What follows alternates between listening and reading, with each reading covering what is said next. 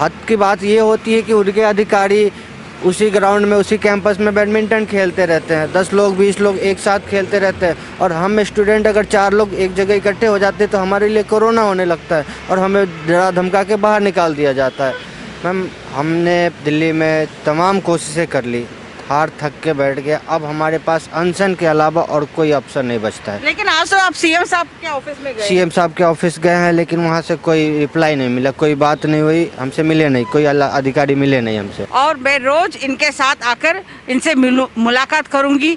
मैं तब तक इनसे मुलाकात करती रहूंगी जब तक इनको जस्टिस नहीं मिलता है।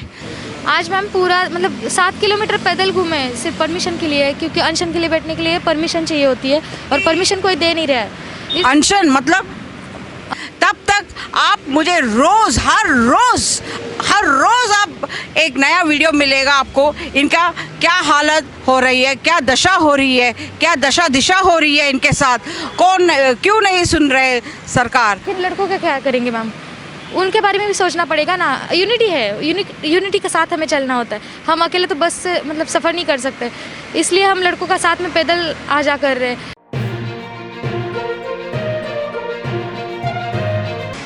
नमस्कार, मैं आशाताई हूँ और आप रोज़ मुझे एक नया वीडियो के साथ आप मुझे देखेंगे। मैं यहाँ पर एसएससी जीडी स्टूडेंट्स के लिए आई हूँ और मैं रोज़ इनके साथ आकर इनसे मुलाकात करूँगी।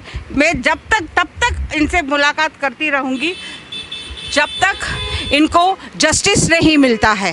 तब तक आप मुझे हर रोज़ आप एक नया वीडियो मिलेगा आपको। इनका क्या हालत हो रही है, क्या दशा हो रही है, क्या दशा दिशा हो रही है इनके साथ, क्यों नहीं सुन रहे सरकार, क्या हो रहा है इनके साथ, कहाँ पर सो रहे हैं, क्या खा रहे हैं, क्या नहीं हो रहा है इनके साथ, क्या अन्याय हो रहा है। आपको रोज़ मैं आपको इनका वीडियो दिखाऊंगी जब तक सरकार इनको जस्टिस नहीं देते हैं। नमस्ते मैम, मैं दीप्ति महाराष्ट्र से। आज मैम पूरा 7 किलोमीटर पैदल घूमे सिर्फ परमिशन के लिए, क्योंकि अनशन के लिए बैठने के लिए परमिशन चाहिए होती है और परमिशन कोई दे नहीं रहा है। अनशन मतलब भूखे प्यासे रह के अनशन करना है हमें। भूख हड़ताल परमिशन कोई नहीं दे रहा है मैम। एक तो तबीयत ख़राब है, ऊपर से पूरा दिन 7 किलोमीटर पैदल घूमे। मैम, हम लड़कियों का तो ठीक है, हमारे लिए बस फ्री है, लेकिन लड़कों का क्या करेंगे मैम, उनके बारे में भी सोचना पड़ेगा ना। यूनिटी है, यूनिटी के साथ हमें चलना होता है। हम अकेले तो बस से सफ़र नहीं कर सकते, इसलिए हम लड़कों का साथ में पैदल आ जा कर रहे हैं। तबीयत एक तो सच में मैम डाउन है, ऊपर से पेट में पूरा दिन कुछ खाए नहीं थे, वैसे ही खाली पेट घूम रहे थे। अभी खाए कि नहीं? कोई काम नहीं हुआ है मैम, बस लेटर पहुंचा के आए हम। कहाँ पर? वो केजरीवाल साहब के ऑफिस। अच्छा, सीएम के पास गए थे। तो नमस्कार मैम, सुजाता भजनौड़े महाराष्ट्र से। जब तक सरकार हमें ज्वाइनिंग नहीं देती तब तक हम यहाँ से हटने वाले नहीं है और 1 तारीख से हम अनशन पे बैठने वाले, भूख हड़ताल करेंगे। क्या भूख हड़ताल करने से आपका न्याय मिलेगा?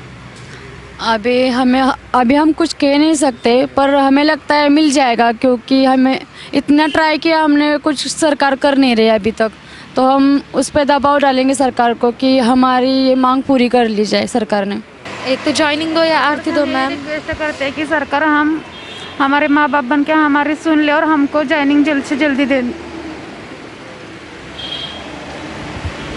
आपने सुना इन लड़कियों की आवाज़ कि ये अब जा रहे हैं अनशन पर। क्या आज देश का जो भविष्य है, देश का जो आगे का जवान है, ये सड़कों पे खड़े हैं। क्या यही नीति है अपनाया हुआ है सरकार ने?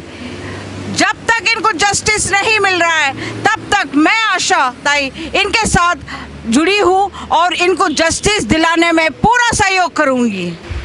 इस आज का ये देश, आगे होने वाला देश में नौजवान पीढ़ी है ये, जो जवान बनने वाले हैं। आप इनका स्थिति देखिए। सरकार को यही बताना चाहती हूँ कि हर रोज़ मैं बताऊँगी सरकार को, उनका दरवाज़ा खटखटाने कोशिश करूँगी कि देखिए क्या हो रहा है। कोई नहीं इनका मुद्दा सुन रहा है, क्यों नहीं सुन रहे? आज का जो गोदी मीडिया है वो कहाँ गए हैं? कहाँ गए हुए हैं? सारे छुपे पड़े हुए हैं। क्यों? सरकार के डंडे से डर लग रहा है, इसीलिए कि इनका मुद्दा उठाने से डर रहे हैं ये लोग। मैं ज़रा इनसे बात करना चाहती हूँ क्योंकि अभी मुझे सुनने में आया है अनशन में बैठने वाले हैं। जी नमस्कार मैम, मैं सोनू कुमार बिहार से बोल रहा हूँ, मुजफ्फरपुर डिस्ट्रिक्ट से। मैम हमने दिल्ली में तमाम कोशिशें कर ली, हार थक के बैठ गए। अब हमारे पास अनशन के अलावा और कोई ऑप्शन नहीं बचता है। लेकिन आज तो आप सीएम साहब के ऑफिस में गए। सीएम साहब के ऑफिस गए हैं, लेकिन वहाँ से कोई रिप्लाई नहीं मिला, कोई बात नहीं हुई, हमसे मिले नहीं, कोई अधिकारी मिले नहीं हमसे। यहाँ तक कि हम दिल्ली डीसीपी ऑफिस भी गए, वहाँ भी हमने पेपर दिया अनशन के परमिशन के लिए, लेकिन वहाँ से भी हमें बस टाल बटोर के वहाँ से निकाल दिया गया, डरा धमका के कि आप भीड़ में इकट्ठा नहीं कर सकते, आप लोग बाहर जाओ, ऐसा बोल के उन्हें।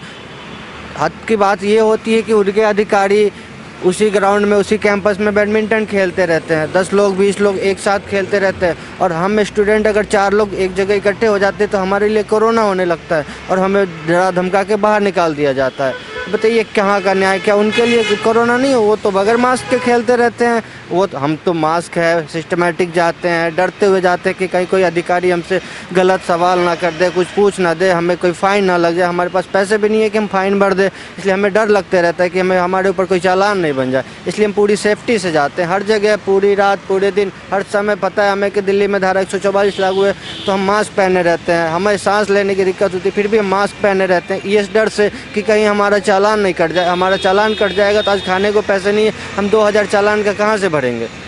इतनी सब प्रॉब्लम झेलने के बावजूद भी कोई कुछ सुनने को तैयार नहीं होता है, तो हम क्या करें?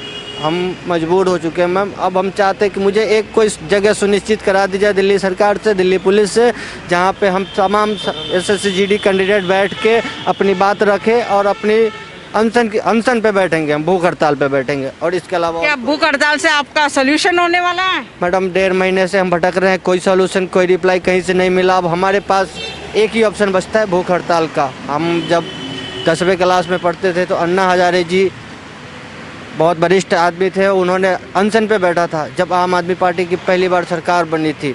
वहीं से नींव रखी गई थी आम आदमी पार्टी की, अन्ना हजारे जी ने बैठे थे और उन्हें न्याय मिला था। तो हम उन्हीं के मार्गदर्शन पे चलेंगे और अनशन पे बैठेंगे।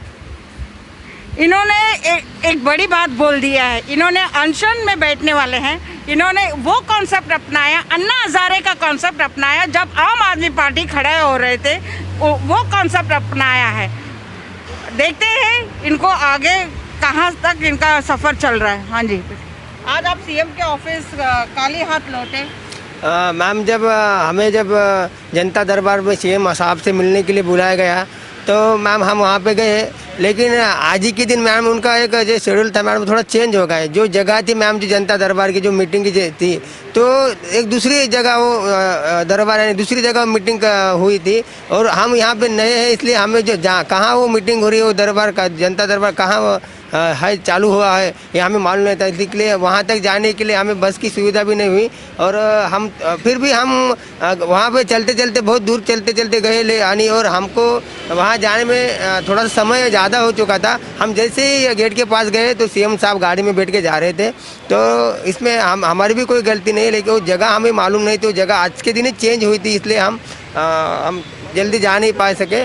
हम अगले 7-8 दिनों में हम उनसे और एक बार और ज़रूर मिलना चाहेंगे। हम उनसे भी कहे नहीं कि हमको और आपसे मिलना है, तो देखेंगे। ये क्या ये सोने का कंबल लिए हैं मैम, क्योंकि अब हम लोगों को रोड पर सोना है, इसलिए लेकर टाइम हो गया सोने के लिए, तो चल रहे हैं।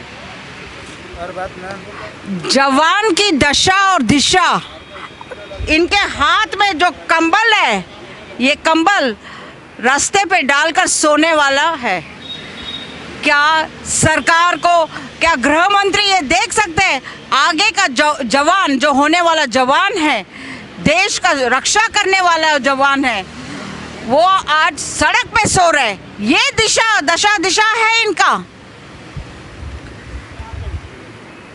मैं बहुत स्ट्रिक्ट होके बोल रही हूँ मैम, क्या बताएं, हमारे तो सपना SSC ने चूर कर दिया, तोड़ दिया मैम। हमें तो एक सपना था, अपना जुनून था कि हम फौज में जाएंगे, वर्दी पहनेंगे, बट उन्होंने तो चकनाचूर कर दिया मैम। जैसा कि मैम मेरे भाई ने कहा कि हमारा जो सपना था फौज में जाने का, तो जो एसएससी ने सपना चूर कर दिया। और नरेंद्र मोदी जी एक second, red red red red, हाँ